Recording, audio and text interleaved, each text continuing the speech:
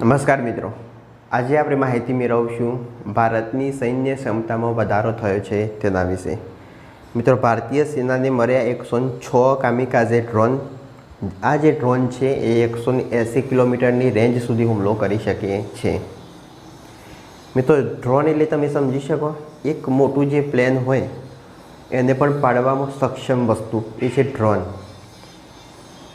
જે અત્યારે આપણે રશિયા અને યુક્રેન યુદ્ધ ચાલી રહ્યું છે ને એની વચ્ચે ડ્રોન કેટલા મહત્ત્વના છે ને એ તમે જોયું હશે કે જે નાની જગ્યા હોય તો પણ ત્યાંથી જઈ અને હુમલો કરવામાં એ વસ્તુ સક્ષમ છે કે જે ઝડપથી રડારની પકડમાં પણ આવતા નથી। તો સમજીએ હવે ભારતની શક્તિમાં થયેલો વધારો। ભારતીય સેનાની હુમલા કરવાની ક્ષમતા વધારવાની દિશામાં એક મોટું પગલું ભરતા સ્વદેશી સંરક્ષણ કંપની SMPPએ સેનાને 106 ટર્બોજેટ એન્જિનથી ચાલતા કામિકાઝે ડ્રોન સોંપ્યા છે।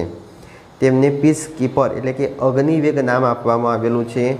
આત્મનિર્ભર ભારતની અંદર આ એક પગલું ગણી શકાય। ભારતની જાતે જ તૈયાર કરવામાં આવેલ ડ્રોન। આ ડ્રોન 180 કિમીની રેન્જ સુધી હુમલો કરી શકે, સાથે જ 450 કિમી પ્રતિ કલાકની ઝડપથી ઉડી શકે છે। એટલે કે ઝડપમાં દુનિયાની અંદર જે સૌથી ઝડપી ડ્રોન છે એમાં પેરેગ્રીન ફાલ્કન પક્ષી એની 320 કિમી પ્રતિ કલાકની ઝડપ કરતાં પણ વધુ છે। આનો મતલબ એ થશે મિત્રો કે તેની ઝડપ છે દુનિયામાં સૌથી વધુ ઉડતા પક્ષીની ઝડપ કરતાં પણ વધુ છે, 450 કિમી પ્રતિ કલાક। એટલું જ નહીં, તેના પરનો જો જામિંગની અસર થશે ન તો એના પર કોઈ પ્રૂફિંગ દ્વારા તેને ટાર્ગેટ કરી શકાશે અથવા એને કોઈ પણ ટાર્ગેટથી ભટકાવી પણ શકાશે નહીં। કંપનીએ જણાવ્યું છે કે તેને 100 ઓપરેશનલ અને 6 ટ્રેનિંગ ડ્રોન સેનાને આપ્યા છે। એટલે આના ઉપર કોઈ પણ રડારની પણ અસર થશે નહીં। એક વખત એનું જે નિશાન હોય યોગ્ય સ્તર પર હુમલો કરવો તો ત્યાંથી એને ભટકાવી પણ શકાશે નહીં।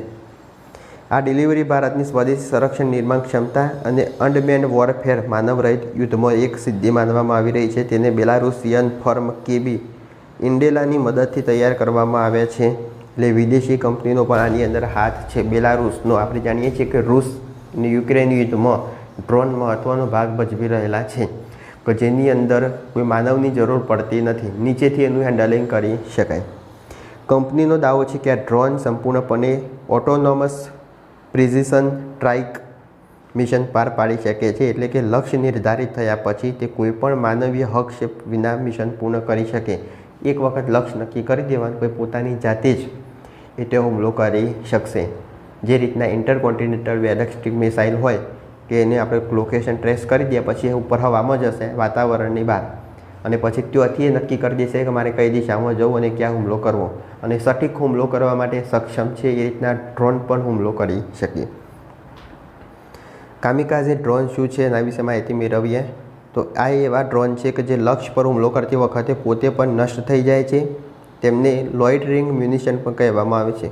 મિત્રો, પોતે નષ્ટ થઈ જવું ને આ એક મહત્ત્વની વસ્તુ છે, કારણ કે જો આપણા દ્વારા આવું કોઈ ડ્રોન ચાઇનાની અંદર મોકલવામાં આવે ને ત્યાં આગળ પડી જાય એમને એમ તો આની રિવર્સ પ્રોસેસિંગ કરીને ચાઇના આપણા જેવું જ બીજું ડ્રોન બનાવી દેશે। એટલે હુમલા થયા પછી આ ડ્રોનનું નષ્ટ થવું એ ખૂબ જરૂરી વસ્તુ છે। કામિકાઝે નામ સેકન્ડ વર્લ્ડ વોરના કામિકાઝે હુમલા પરથી લેવામાં આવેલું છે, જ્યારે જાપાની પાયલટ્સ પોતાના વિમાનોને દુશ્મનના જહાજો સાથે ટકરાવીને આત્મઘાતી હુમલો કરતા હતા। જ્યારે કોઈ ડ્રોન લોન્ચ કરવામાં આવે છે ત્યારે તે ઘણીવાર સુધી હવામાં ફરતું રહે છે, કેમેરા અને સેન્ટરથી ટાર્ગેટ શોધે છે, તે મર્યા પછી ઝડપથી આગળ વધે છે અને એની સાથે ટકરાશે એટલે વિસ્ફોટ થશે, જેની અંદર એ જગ્યા અને ડ્રોન બંનેનો નાશ થઈ જશે।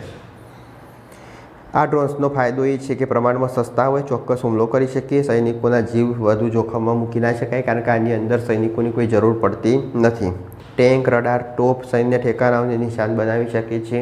રડારમાં આ બધું ખાસ આવી શકતા નથી, આમની સ્પીડ પણ વધારે હોય છે એટલા માટે। વિસ્ફોટનો વ્યાપ 5 મીટર એટલે કે જાનમાલનું ઓછું નુકસાન। અગ્નિવેગમાં મહત્ત્વપૂર્ણ military infrastructure, logistic hub, command centre, radar installation જેવી ઘણી જગ્યાઓ હોય તેના પર સચોટ હુમલો કરી શકાય છે।